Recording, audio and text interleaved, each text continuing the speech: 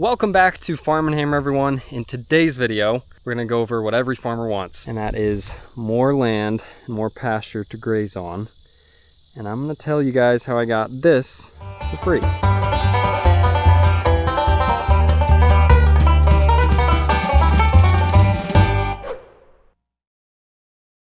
Done with all the chores for today, so now we can get out here and I'm gonna work on some fencing on this new property and tell you guys how I was able to get this property for free. No, they didn't just give me this land, but second best thing, they did give me access to it for free. For those of you familiar with Greg Judy, he always talks about how owning the land shouldn't be your priority. It should be getting access and controlling the land. That should be your priority for a farm or ranch. And that's how I've gone about starting my cattle operation, is renting land.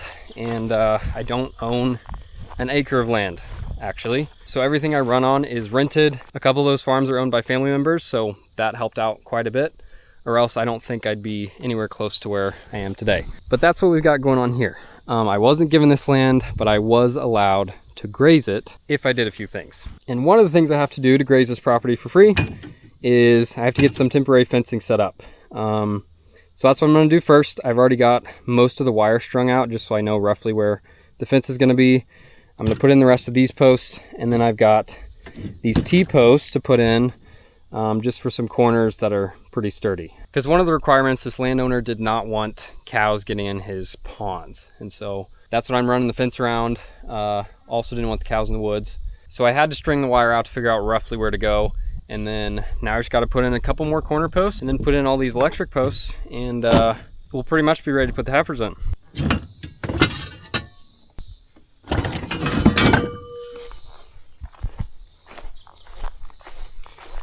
So this property is strictly recreational for this landowner, and so all he wants is the place cleaned up, so him and his kids can have a fun time out here and drive four-wheelers or side-by-sides or dirt bikes or whatever they want to do. So yeah, this isn't a farm, and you'll be able to tell when I show you the pasture. This place has not been well maintained, so this project is pretty much just a matter of cleaning it up and getting some better grass growing so him and his kids can enjoy it, and I can get some free pasture for the cows.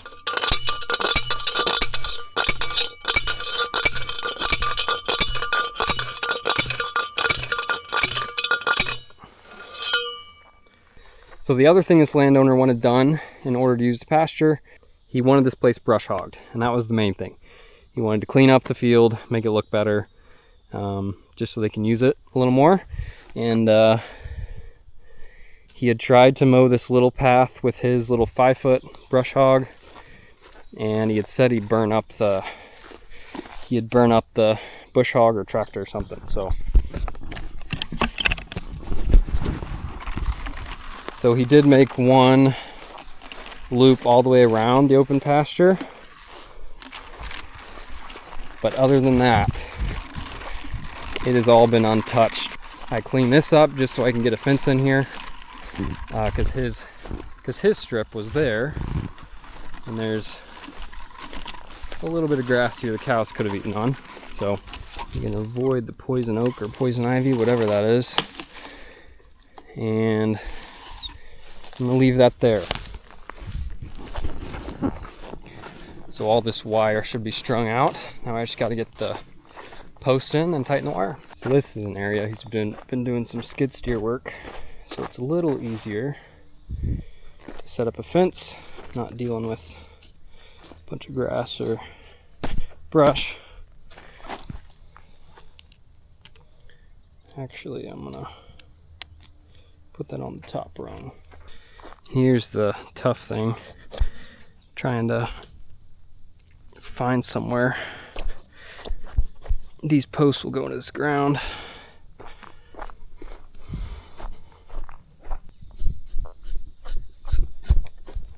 There we go. We got the wire stretched. The only thing I need to do is come through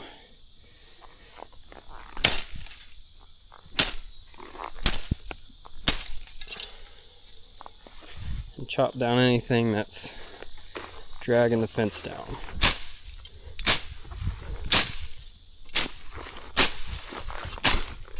Grass won't be much of a problem, but a lot of it will be, so that looks pretty good. Fence is on, it's ready to go. Just to kind of show you what kind of forage is in here. Obviously at this side of the field it's a lot of old mature fescue. They're not going to eat much of that. So making my way in here a little further. Got quite a few weeds, still got some fescue down here. This, I'm not even totally sure what it is.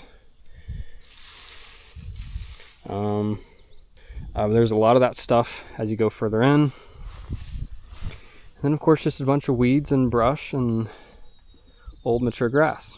I have spotted, probably about 20 plants of native warm season grass. I think it was big blue stem. I didn't look too close because it required me walking pretty far into the weeds, but some of that's coming in. So if we can graze this and bush hog it real quick, that stuff should recover, and maybe next year there might be quite a bit more. Like I said, this pasture's had about a year break, and so some of those natives maybe thought it was a good idea to come up now. Anyway, you might be able to hear the heifers behind me. That's because they are. And that's the big benefit of this place that I haven't mentioned yet. It is actually connecting to my parents' farm. And the other big benefit is there's already a gate. So it will make moving these girls in and out of here really, really easy. But they've never been through this gate before, so they may cause a few problems, but I just gotta check, make sure the owner is good with me letting them in right now, and then make sure all the calves are with the group, and then we'll try to get them in here and make sure they all find the gate. So all the heifers are here, but I had to make sure the 5 early calves we had born are all up and at least with the mothers, and they're actually all standing right there. So we've got all the calves. I'm just going to get the mineral feeder and then try to get these girls into their new pasture.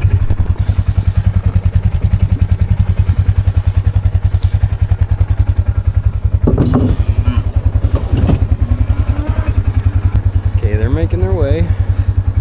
I want to get them as far this way as possible because the gate is right there, and I'm afraid some of them are gonna see the rest of them going through the gate and going that way, and they're gonna miss the gate.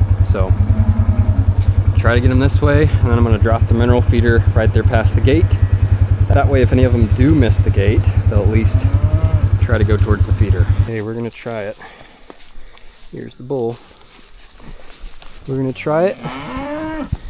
I've got the next couple hours to watch them, make sure they don't test the fence, and if a calf or two doesn't make it in, I got some time to watch and get them back in. Let's let them in and see what they do.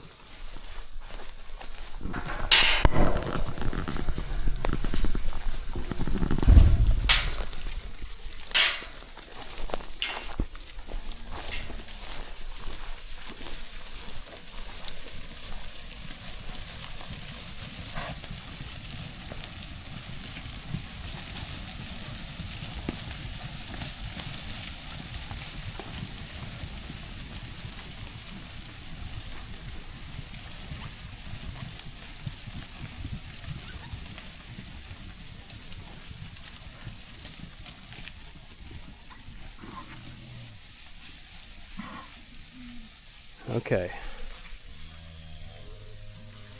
Looks like they found the fence on that side.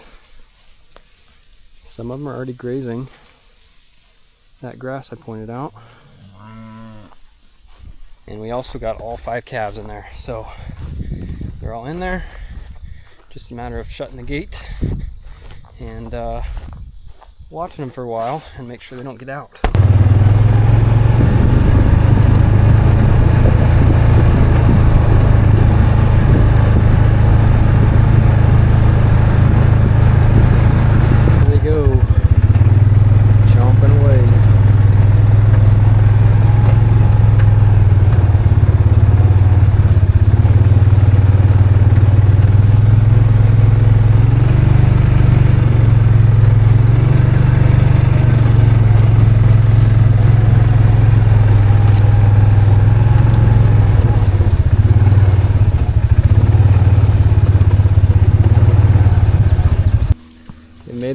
perimeter twice. Most of them found the pond to drink out of.